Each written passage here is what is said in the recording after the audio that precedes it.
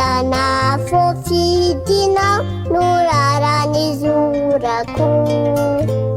Naiza no ale tsisy atahorako. Ianao Jehova no mitantana ny dilako. Rehetra hitondranao ahy dia hifaliako. Zaho aneka mbola laza tsy mandokan-dia. Tsy maintsy miaikinao inao ry Tompo besitsy.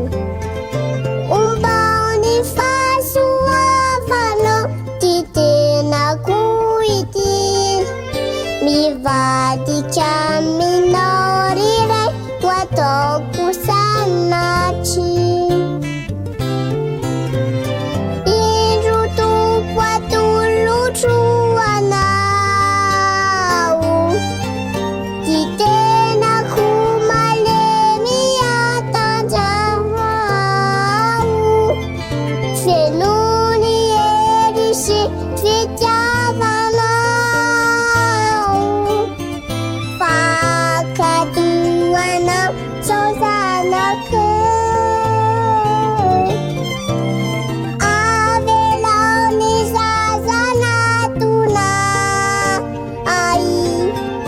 Fizana ray mpitaizany fanay. Anoro anao ze lalana leha. Manomboky zao andra hampalehibe.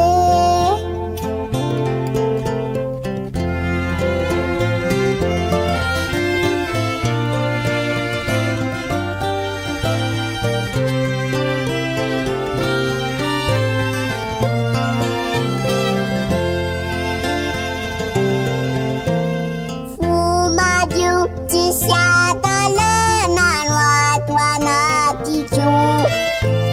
Olo zatraka ato atananao no satriko. Zaro atoko anze lalana tokony aleha. Ianaranao Jehova to ataoko rehare.